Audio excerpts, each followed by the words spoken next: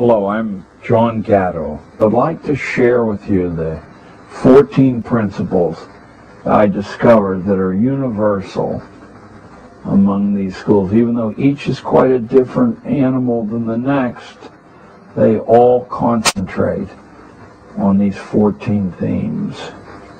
The first of these themes is that no kid should graduate without a theory of human nature. What makes people tick? What buttons do you press to get the results from your fellow man and woman that you want? And where does the fund of lore come from? Not from psychology, not even in a small way. The fund of lore about human nature comes from history, philosophy, theology, that's a curse word, isn't it, in public schooling, literature, and law. These 5 mighty agencies of human history and the human mind have a wealth of information about what human beings are like now, have been like, and probably always will be like. And every kid is expected to have a degree of expertise drawn from these sources. I guess I should say these databases. The second requirement of these schools is that every graduate have a strong experience with the active literacies. Now, we're all familiar with literacy as some exercise in reading, but the active literacies are writing and public speaking. No matter how well developed your mind becomes on strong texts, it's useless to convince anyone else of your point of view unless you can write well and you can speak well. I think we've come to this juncture in history believing that that's some God-given gift that only a few people have. I can guarantee you, as a school teacher for 30 years, that both of those skills are extremely easy to teach. To teach public speaking, you simply have to offer regular opportunities to speak before a group of strangers. That could be a group as small as 1, 2, or 3, or it could be an auditorium full of strangers. But the fact that they're not people that you feel comfortable with, I think, is essential. To write well, it requires nothing more than that you write constantly and regularly, every day, preferably. The improvement will occur quite naturally. At that point, you might be able to profitably use some expert intervention, but in the process of reaching competency, intervention is the worst possible thing, simply the practice of doing it. So now we have a theory of human nature and skill in the active literacies. Number 3, among the curriculum themes that unite these elite private boarding schools, is insight into the major institutional forms, like our courts or our corporations or our military, including details of the ideas which drive them. I'll only give you one sample of this so you can see how seriously government schools fall short of the mark in offering insight into these institutions. We have all heard endlessly in schools of separation of powers, that the governance of the United States is divided into at least 3 compartments. 1, an executive compartment, 1, a legislative compartment, that further divided into 2 compartments of its own, and finally a judicial department. Now, a little bit of reflection should show you what the purpose of that is. Not that we all live in harmony and agree in times of trouble with what to say and do, but exactly the opposite of that. That the only possible way to arrive at an approximation of truth is through argument. The more skillful the argument on all sides, the better for the ultimate resultant of truth.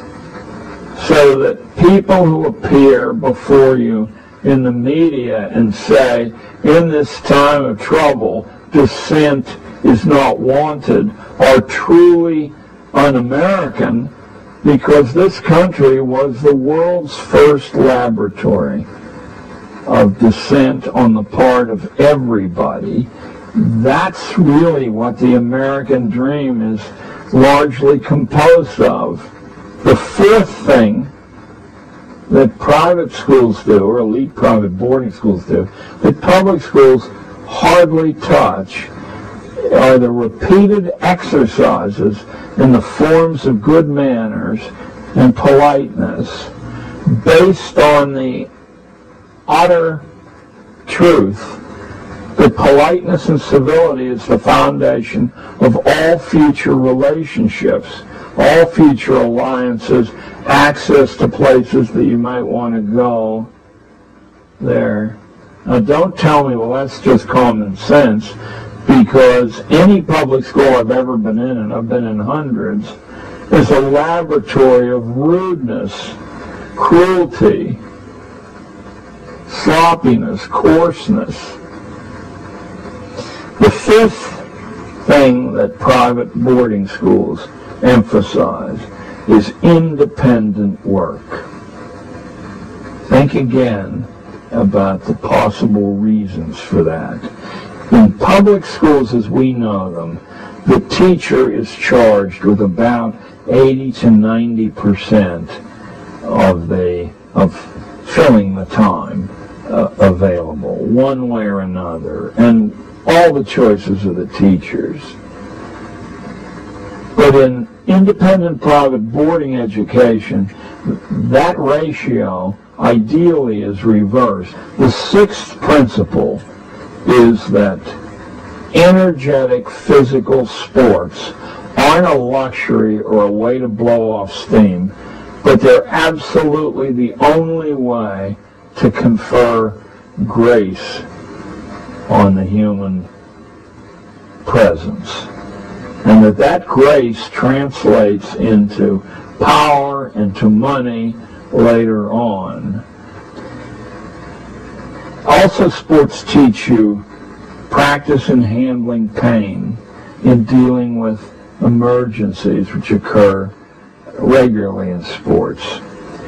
The seventh curricular theme in elite private boarding schools is a complete theory of access to any workplace or any person. You'd do better off than reading a civics textbook to set a kid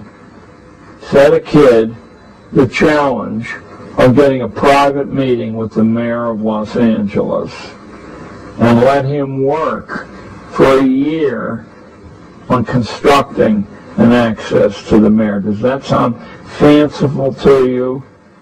My kids from a very ordinary New York public school got access not only to New York City's mayor, but to New York State's governor and CEOs beyond count. You can do that too.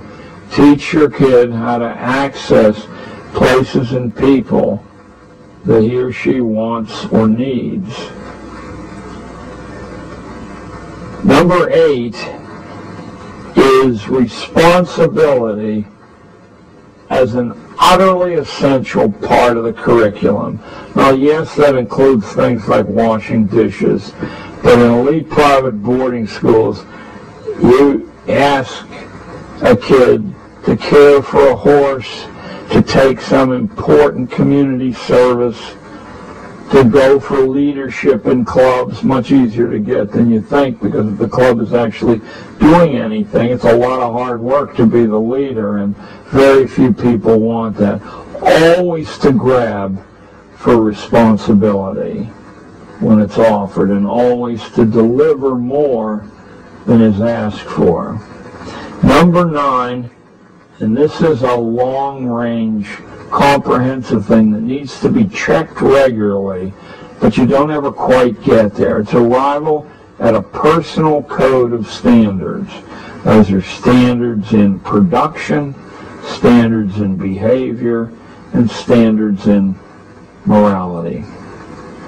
Number 10 is a familiarity with the master creations in music, in painting, in dance, in sculpture, in design, in architecture, in literature, in drama. To be at ease with the arts, because apart from religion, the arts are the only way to transcend the animal materiality of our lives, to get in touch with a bigger you. Number 11 is the power of accurate observation and recording.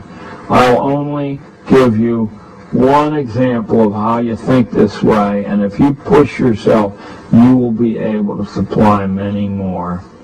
Power of accurate observation and recording. It used to be an axiom among the British upper classes that if you could not draw what you saw with your eye, then you in fact were not seeing what was there. So drawing wasn't a way to kill time, but a way to sharpen the perception.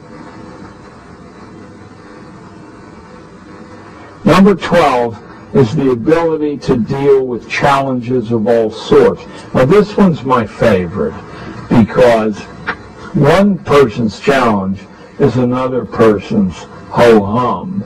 To know what will challenge your son or your daughter, you have to know your son or daughter very, very well. If you have a kid who's painfully shy, obviously public presentations are the challenge that the kid needs as a corrective to rather than live the rest of their lives. If your child is a coward, that's a harsh word, but many people are natural cowards. Maybe all of us are natural cowards until we come to see that physical challenges really aren't so bad. And if they hurt, they don't hurt that much.